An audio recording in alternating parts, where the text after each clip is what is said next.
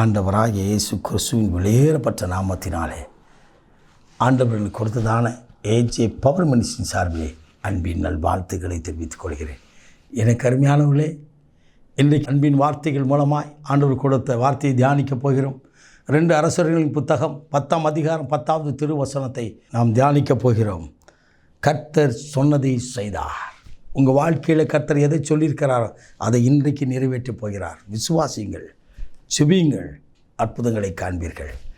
வேதம் சொல்கிறது, கர்த்தர் தம் ஊழியக்காரனாகிய எலியாவை கொண்டு சொன்ன வார்த்தையின்படியே செய்தார். கர்த்தர் சொல்கிறார், கர்த்தர் தம்முடைய ஊழியக்காரனாகிய எலியாவை கொண்டு. எலியா பழைய ஏற்பாட்டிலே ஒரு விசேஷித்த கிருபைகளை பெற்ற ஒரு தெய்வ மனுஷன். எலியாவை கொண்டு ஆண்டவர் எதை சொன்னாரோ அதை செய்திருக்கிறார். எலியாவை கொண்டு செய்த அதே ஆண்டவர் உங்களை கொண்டும் உங்கள் குடும்பத்திற்கும் உங்கள் பகுதிக்கும் உங்கள் நண்பர்களுக்கும் அவர் செய்ய வல்லவராக இருக்கிறார். ஹல்லேலூயா, ஹல்லேலூயா. எலியாவின் தேவன் தான் நீங்களும் நானும் ஆராதிக்கிற தேவன். அந்த தேவன் உயிரோடு கூட இருக்கிறார்.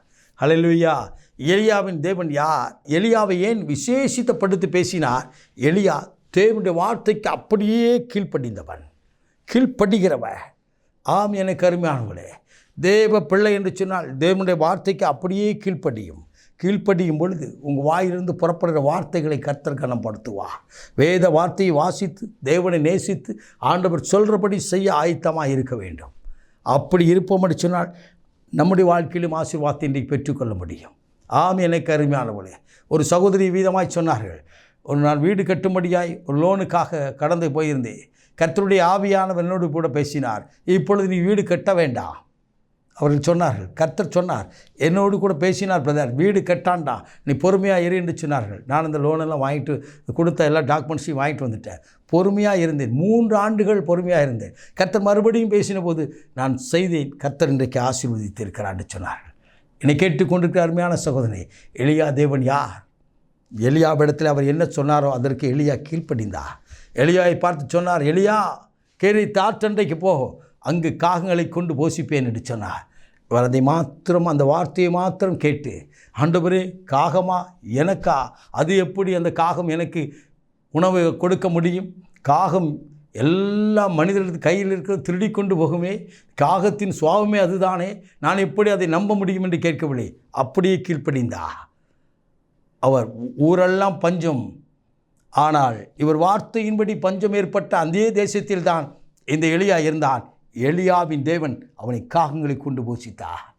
ஒரு நாள் வந்தது, எலியா நீ எழுந்து சாரி பார்த்து ஊருக்கு போ, அங்கே ஒரு கைம்பெண் இருப்பா, உனக்கு போஷிப்பாள். அதே இடத்திற்கு அந்த வார்த்தையை கேட்டு சாரி பார்த்து என்ற ஊருக்கு கடந்து போனாள். எத்தனையோ பணக்காரர் வீடு இருக்கும், எத்தனையோ உயர்ந்த செல்வந்தர்கள் இல்லம் இருக்கும், ஆனால் அப்படிப்பட்ட இடத்திற்கு தேவன் அனுப்பவில்லை. அவர் சொல்கிறதை கேட்கின்ற ஒரு மனிதரைத்தான் தேவன் தேடுகிறார். இன்றைக்கு அந்த மனிதன் நீயும் நானுமாக இருக்க வேண்டும். என்னை கேட்டுக்கொண்டிருக்கிற அன்பு நண்பா, என் அன்பு தம்பி, என் அன்பு தங்கச்சி, உங்களோட கர்த்தர் பேசுகிறார். எலியாவின் தேவன் நம்முடைய தேவன், நம்ம குறையெல்லாம் நிறைவாக்குற தேவன். உங்கள் வாழ்க்கையில் என்னென்ன வாக்கு தத்தத்தெல்லாம் சொல்லியிருக்கிறாரோ அதெல்லாம் இன்றைக்கி நிறைவேற போதுமா? இந்த மாதம், இந்த ஆண்டு, இன்றைக்கு அது நிறைவேறுகிற நாட்கள். கர்த்தர் கொடுத்த வாக்கு தத்தம், உங்கள் மேலே இருக்கிற வாக்கு தத்தம், தீர்க்கதரிசியின் மூலமாக சொல்லப்பட்ட வாக்கு தத்தம், வேதத்தின் அடிப்படையிலே கர்த்தர் உங்களோடு பேசி உங்களுக்கு கொடுத்த வாக்கு தத்தம் இன்றைக்கு நிறைவேறப் போகிறது. எலியாவின் நாட்களில் நிறைவேற்றின தேவன் இன்றைக்கும் அதே ஆண்டவர் நிறைவேற்ற வல்லவராயிருக்கிறார். எலியாவின் வாயிலிருந்து, நாவிலிருந்து ஒரு வார்த்தை புறப்பட்டது, வானத்து மகள் அடைக்கப்படட்டும். அப்படியே நடந்தது. வானத்து மகளை திறக்கப்படட்டும் என்று சொன்னார், அது திறந்தது. அதே ஆண்டவர் உங்கள் நாவிலும் அந்த வல்லமை வைப்பாராக. இதை கேட்டுக்கொண்டிருக்கிற யாவர் மேலும் கர்த்தருடைய வல்லமையான அபிஷேகம், ஆசீர்வாதம், ஆவியான வல்லமை இறங்கி அற்புதங்களை நடத்தும். இன்றைக்கு நாம் ஜெபிப்போமா? இப்பொழுது நாம் ஜெபிப்போமா? மகா பரிசுத்தம் உள்ள தகப்பனே, உடைய குமாரனாய் இரட்சகர் இயேசுவின் நாமத்தில் பரிசுத்த ஆவியின் வல்லமையோடு உடைய பாதத்தில் வருகிறோம். இயேசு சுவாமி, உடைய வார்த்தையை கேட்டுக்கொண்டிருக்கிற உடைய பிள்ளைகள் மேலே ஆண்டவரே உடைய அபிஷேகம், வெளியேறப்பட்ட அபிஷேகம் இறங்கட்டும். ஆண்டவரே, கர்த்தருடைய ஆவியான உடைய ஜனத்திற்கு என்னென்ன வார்த்தைகளை தகப்பனே தீர்க்க தரிசனமாய் வசனத்தின் மூலமாய் வார்த்தையின் மூலம் பேசியிருக்கிறோம், அத்தனை வார்த்தைகளும் வாக்கு தத்தங்களும் இன்றைக்கு நடப்பதாக.